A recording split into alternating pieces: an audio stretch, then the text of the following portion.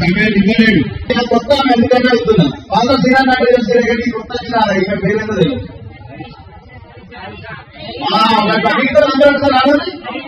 హరీషా ఏం హరీషా హరీషా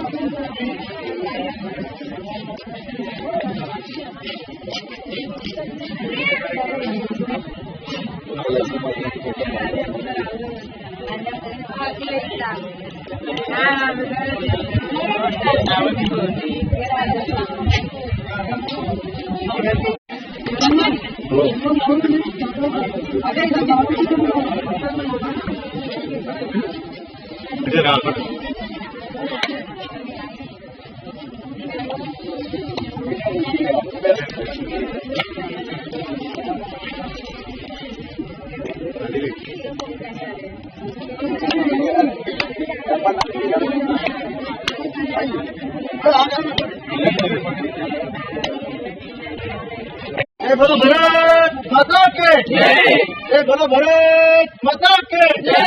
जय श्री राम जय श्री राम जय श्री राम जय श्री राम जय श्री राम जय श्री राम जय श्री राम जय श्री राम जय श्री राम जय श्री राम जय श्री राम जय श्री राम जय श्री राम जय श्री राम जय श्री राम जय श्री राम भारत माता के जय।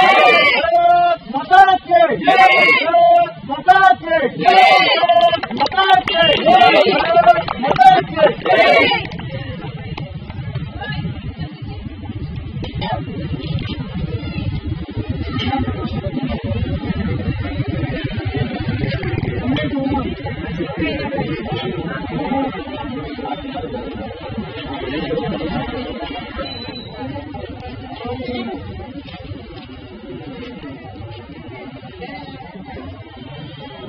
ఈ కార్యక్రమాన్ని ఏర్పాటు చేసి జెండా ఆవిష్కరణ చేయించారు. వారికి వారికి మానవ శాఖ తరఫున కృతజ్ఞతలు. అంతేకాదు రానున్న రోజులలో మీరు కాస్తంత ఆలోచించాలి ప్రజలందరూ. ఎందుకంటే సేవా దృక్పథం ఎవరికి ఉంది? వాస్తవానికి హరీష్ రేవంత్ సాఫ్ట్వేర్ ఇంజనీర్ అంటారు. మంచిగా 4 రూపాయలు సంపాదించుకుని పెద్ద ఇల్లులో కట్టుకున్నాడు. హాయిగా ఆయన పని చేసుకుంటా కంప్యూటర్ ల్యాప్టాప్ పెట్టుకుని ఇద్దరు పిల్లలు ఉన్నట్టు హాయిగా చదువుకోవడం తీసుకున్నా ప్రశాంతంగా బ్రతకచ్చు. మరి బాగా పైసలు అయినట్టున్నాయి, నాకు అర్థమైతలేదు. కానీ హరీష్ మాత్రం అన్ని జగత్తు చేసి ఎందుకయ్యా మరి అంటే అన్న డబ్బు అందరం సంపాదిస్తాం, అన్ని సందర్భాలు సంపాదిస్తాం, కానీ సేవ చేయాలనే దృక్పథం నాకుంది. చిన్ననాటి నుండి కూడా మా హరీష్ కూడా బాగా యాక్టివ్ ఉంటది. ప్రజల్లోకి వెళ్ళి వారి కష్టసుఖాలలో తను పాలు పంచుకొని అందరికి అందుబాటులో ఉంటూ సేవ చేయాలని ఒక దృక్పథంతో మాత్రమే రాజకీయాలకు వస్తున్నామని చెప్పేసి నాకు చెప్పారు.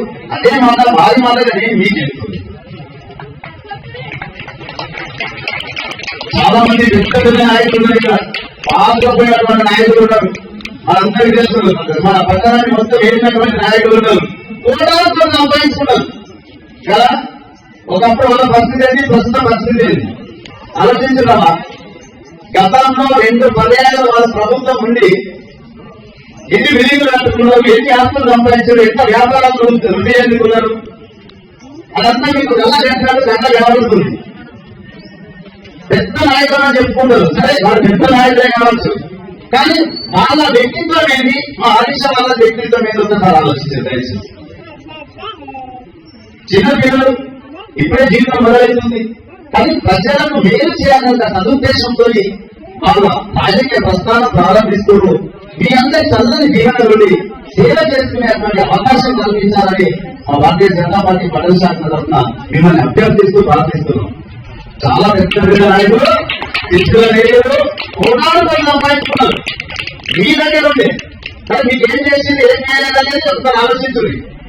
నాలుగు వాణిలో వెనకాల మెదలకు మీద ఎక్కడ కూడా పెట్టుకున్నావు తెలియదు, ఏదో పెద్ద పెద్ద ఇండస్ట్రీలు కడుతున్నావు తెలియదు. కానీ మిమ్మల్ని మాత్రం ఎక్కడేసిన మండలి ఎక్కడ ఆయన ఉందా లేదా ఒకసారి మీ జీవితాలలో ఏమైనా మార్పు వచ్చింది ఆలోచించారు. 10 ఏళ్ళకి ఇప్పటికి ఈ 10 సంవత్సరాలలో మీ జీవితాల్లో ఏమైనా మార్పు వచ్చిందా? మరి మిమ్మల్ని లీడ్ చేస్తున్నటువంటి నాయకుల జీవితాల్లో ఎంత మార్పు వచ్చింది? ఒక్కసారి మనసు అయితే ఆలోచించుతున్నారు.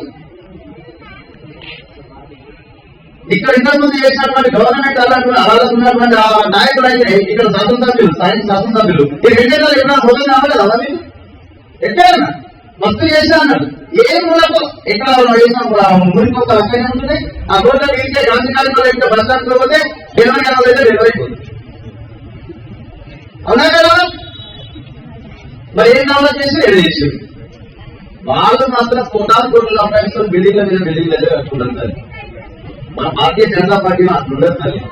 ఒకటే ఆలోచించుంది, సేవ చేయాలి ఒక ధర్మం కోసం. ఇక్కడ ఉన్నటువంటి రాజరాజేశ్వర స్వామి ఆశీస్సులతో ఆ అమ్మవారి దీవెనలతో ధర్మం వైపు ఉండే పార్టీ భారతీయ జనతా పార్టీ.